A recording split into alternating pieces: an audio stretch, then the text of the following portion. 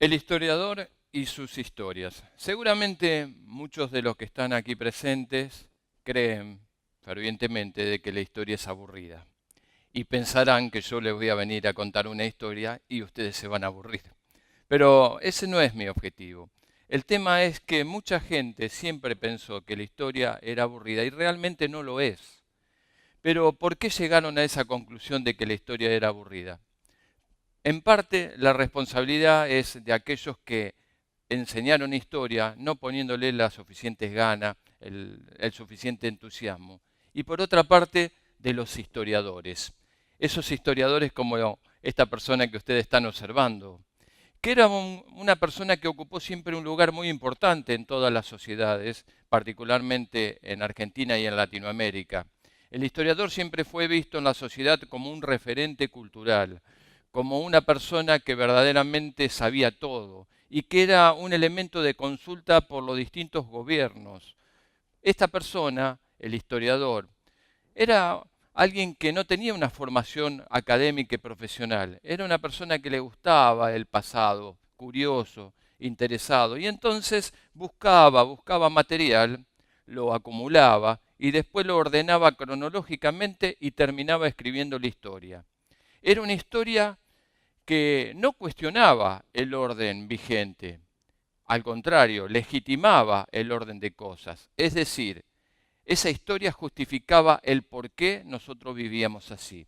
Este historiador era, como les decía, alguien que no tenía esa formación, pero tenía mucho amor por su trabajo y creía de que lo que él había hecho era la realidad de lo que había ocurrido en el pasado.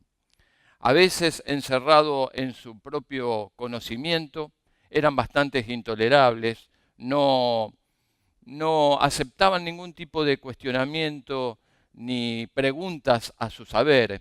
Eran los que dictaban el conocimiento que tenía que plasmarse en los libros que después iban a ser utilizados en el aula. Libros que eran frías nóminas de funcionarios, con muchos datos, con muchas enumeraciones de hechos y cuestiones que hacían de que esta historia fuera aburrida. Una investigación simple, acumulabas cosas, la ordenaba cronológicamente y esto daba como resultado una historia simple.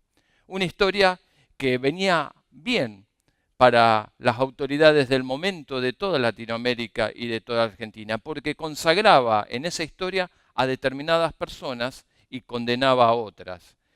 Fíjense el poder que han tenido a lo largo de nuestra evolución como sociedad los historiadores, porque ellos fueron los responsables de que algunas personas, algunos nombres, algunas figuras, algunos próceres figuraran en las páginas de la historia, en este caso de la historia argentina, pero también, como les decía, ocurre en Latinoamérica. Y marginaban de la misma a otro grupo de personas. Miren ustedes cómo será ese poder, porque las generaciones que vinieron después tenían que estudiar con esos libros. Por lo tanto, después cuando crecían y observaban y descubrían de que había otra historia escrita por otra persona, se daban cuenta de que verdaderamente había algo que en los anteriores libros, con los anteriores historiadores, no habían figurado y como consecuencia no sabía quién decía la verdad. Pero así fue en todas las sociedades. El historiador era la figura central, creaba un conocimiento, creaba el panteón de próceres y a esos próceres lo convertía en personas casi inmortales, incuestionables. Estos historiadores no admitían ningún tipo de cuestionamiento al prócer que ellos habían consagrado en la escritura de sus páginas de historia. Por eso consideraban irreverente, irrespetuoso de que alguien dudara de que ese lugar no era merecido. Y así es como nosotros vimos en nuestra historia que aparecen personas que ocupan lugares importantes de nuestro pasado, que fueron consagrados en el bronce, construyeron estatuas, su nombre figuran en las calles, en ciertas instituciones. Pero después vimos de que había verdaderamente otro tipo de conocimiento que no se nos había contado. Este historiador era el que elaboraba los discursos para los actos oficiales, el que dictaba el conocimiento que tenía que ser repetitivo y constante para todos quienes gobernaban, porque eran quienes habían consagrado el conocimiento histórico. Y su libro era llevado a las aulas, y en las aulas ocurría esto que yo les vengo a decir. Los chicos, los jóvenes, los adultos consideraban esto aburrido. Y lo consideraban aburrido porque era algo que justificaba el orden de cosas y que no iba en la profundidad, sino en la forma. Trataban de meter a todos ahí y a otros los marginaban. Miren ustedes qué ocurriría si alguien tuviera que escribir la historia de estos momentos en los cuales ustedes son los protagonistas, pero esa persona no los hace figurar en los libros de historias. Pero bueno, esto fue evolucionando en las sociedades latinoamericanas y en la sociedad argentina particularmente. Los historiadores comenzaron a ser luego profesionales, comenzaron a egresar de universidades, de profesorados, comenzaron a adquirir conocimientos específicamente sobre metodología de la investigación histórica y comenzaron a desplazar un poco de ese lugar a estos historiadores que a lo mejor nosotros, si vamos a la comparación en el ámbito de la medicina, podemos llamarlos curanderos. Curaban pero con otros métodos. Ahora vienen los médicos con un conocimiento de la problemática científica. Porque los historiadores en la actualidad lo que hacen es plantarse frente a un objeto de estudio y formularse problemáticas, preguntas a ese objeto de estudio. Esas son las preguntas que quiere responder el historiador cuando comienza una investigación. Y surgen hipótesis que son posibles respuestas a esa problemática. La investigación científica que realiza el historiador lo lleva a transitar diversos ámbitos. Ya no tiene el papel del protagonismo como lo tenía el historiador anterior, que todo lo sabía, que todo lo conocía y que no admitía ningún tipo de cuestionamiento. Este historiador profesional de los nuevos tiempos trabaja en equipo, porque la historia necesita de un equipo, de economistas para que expliquen el cambio de moneda, las tasas de inflación, de qué manera las mismas afectaron la vida social, de sociólogos para que expliquen algunos comportamientos humanos, de antropólogos para detectar yacimientos antropológicos, es decir, de una multidisciplinariedad, como decía Peter Burke. Y además entraba en crisis el paradigma de los viejos historiadores. Hay, por ejemplo, una crisis de este paradigma que va siendo reemplazado por la aparición del nuevo historiador. Este historiador además tiene herramientas que no tenía el anterior, las nuevas tecnologías. Las nuevas tecnologías hacen su aparición junto con la profesionalización de la tarea del historiador y le permite manejar volúmenes importantes de información. Ya no los tiene en su casa, en esa biblioteca, sino que lo tiene en un pendrive. Ya no tiene que desplazarse con pilas de libros hacia un lugar, sino que transmite esa información por Internet. Ya no trabaja con números en una planilla, tiene una hoja de cálculos en Excel, por ejemplo.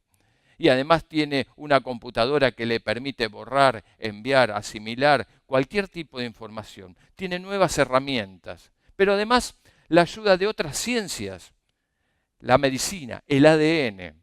Mientras nosotros estamos hablando acá, en Europa, gracias al ADN, se están identificando restos mortales de soldados que murieron en la Segunda Guerra Mundial, hace 70 años. Gracias a un banco genético esto se está identificando. El ADN está ayudando a la ciencia histórica a seguir adelante.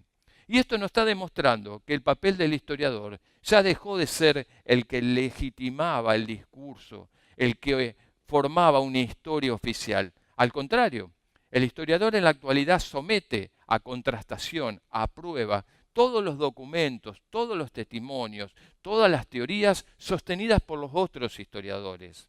Y sometiéndolos a este contraste, a esta prueba, a este ensayo y error, va descubriendo un nuevo conocimiento. Y ese es el avance de la historia. La historia no es estática. Muchos docentes dicen, yo hacía poco que a mis alumnos le enseñaba determinadas cuestiones y ahora le tengo que decir que no son así, que han cambiado las cosas. ¿Cómo puede ser? Porque la historia es cambio también.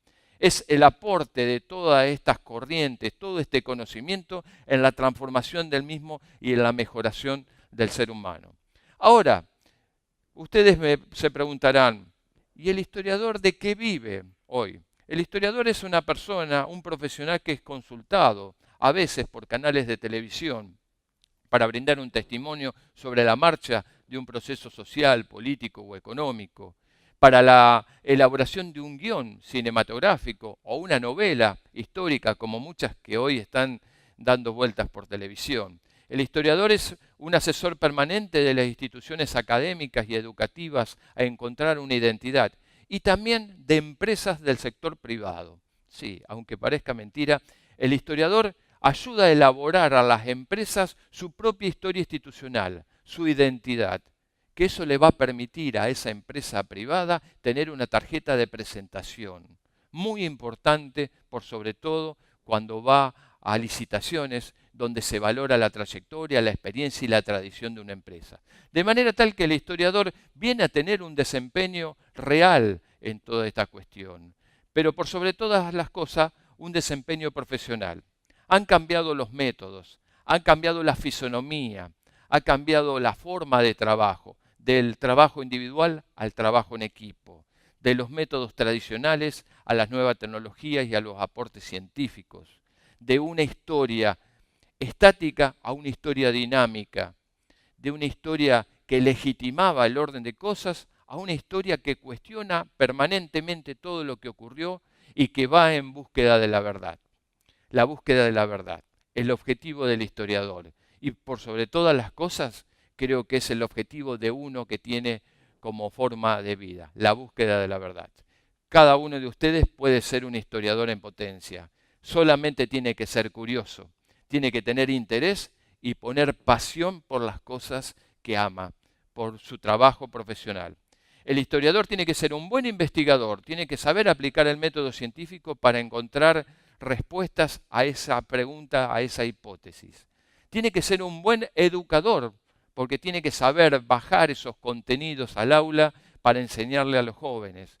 Y tercero, tiene que ser un buen divulgador, porque muchas personas como nosotros accedemos a ese conocimiento gracias al papel que estos historiadores a veces tienen, hoy en día principalmente en los medios de comunicación y en las redes sociales. De manera tal de que el historiador sigue escribiendo historias y sigue teniendo futuro, aunque su trabajo principal esté en el pasado. Muchas gracias.